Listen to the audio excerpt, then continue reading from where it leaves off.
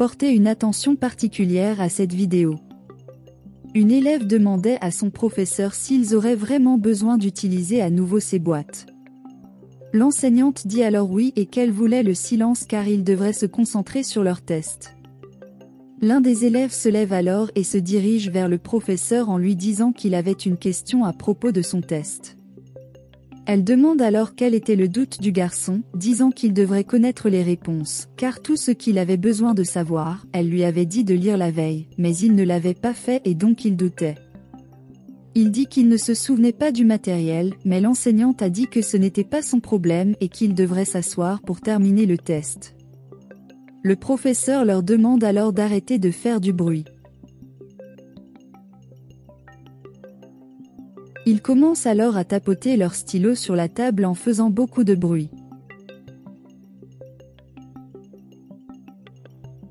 L'enseignant leur demande alors d'arrêter cela, mais l'un des élèves dit qu'il ne faisait aucun bruit.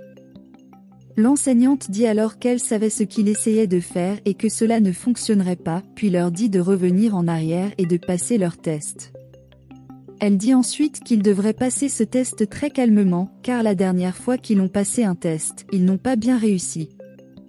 Elle dit que, malgré tout, cette classe était la plus intelligente de l'école et qu'elle ne voulait pas que cela change.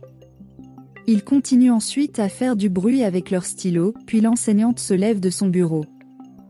Elle va ensuite vers les élèves et leur dit de se concentrer sur le test. Pendant ce temps, l'un des étudiants donnait les réponses aux questions à un autre étudiant. À ce moment-là, l'enseignante a réalisé ce qu'il faisait et a ensuite dit qu'elle savait qu'il allait le faire. Elle a dit qu'elle en avait assez de ce genre de comportement et qu'elle appellerait le directeur de l'école là-bas. Ils en ont peur et demandent à l'enseignante de ne pas appeler la directrice, mais elle appelle la directrice et lui demande d'aller en classe. À ce moment-là, les élèves demandent alors au professeur de ne pas faire cela, car ils ont toujours été très studieux et n'avaient jamais donné de problème au professeur auparavant. L'enseignant dit alors que s'il ne voulait pas que le directeur entre dans la classe, il devrait arrêter ce qu'il faisait. Il commence alors à se disputer avec l'enseignante, disant qu'il n'aimait pas la façon dont elle enseignait, parce qu'elle leur faisait ressentir beaucoup de doutes et que c'était mal, parce qu'elle n'essayait pas de leur enseigner correctement.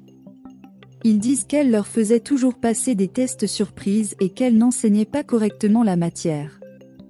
L'enseignante commence alors à devenir nerveuse avec eux et elle commence à dire qu'il était habitué aux choses que l'école faisait pour eux. Elle dit que cela ne se reproduirait plus, car ils pensaient toujours que tout ce que les autres faisaient était mal. Elle leur dit alors de faire un effort, car même dans les écoles privées c'était comme ça. Un des élèves demande alors quel est le problème avec les écoles publiques. Mais l'enseignante dit qu'elle n'avait aucun problème avec les écoles publiques. L'une des élèves dit alors qu'elle ne faisait que leur crier dessus et elle dit qu'elle voulait juste qu'ils apprennent la matière. L'élève dit alors que c'était faux et qu'il n'aimait pas ça, mais l'enseignant dit que tout ce qu'elle voulait, c'était qu'ils deviennent de grands professionnels à l'avenir, et non un enseignant raté comme elle. L'un des élèves dit alors que si elle était une enseignante ratée, ce n'était pas de sa faute, mais l'enseignant dit qu'il était aussi à blâmer.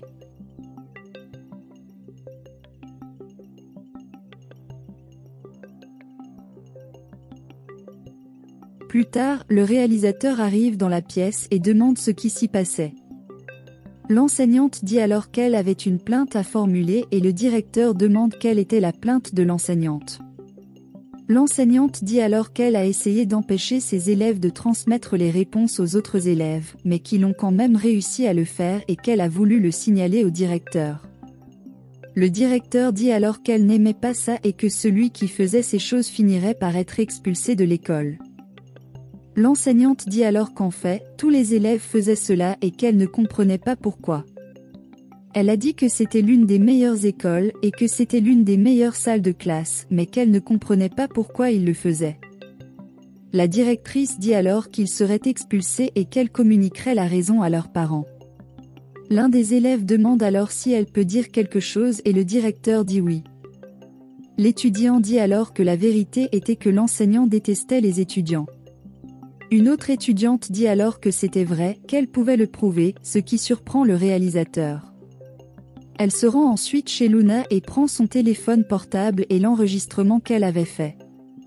À ce moment-là, la directrice dit qu'elle ne pouvait pas croire que le professeur faisait cela et qu'elle ne pouvait plus continuer là-bas, car elle avait été renvoyée. L'enseignante essaie de s'expliquer, mais la directrice dit qu'elle n'avait rien à expliquer, car tout était enregistré. Le professeur s'en va et les élèves font la fête. À ce stade, le directeur dit que leur évaluation est annulée et qu'ils peuvent rentrer chez eux, ce qui rend tout le monde excité.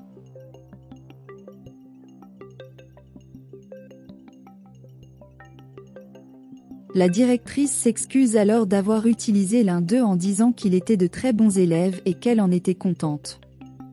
Il remercie ensuite la directrice et elle dit que maintenant ils peuvent rentrer chez eux.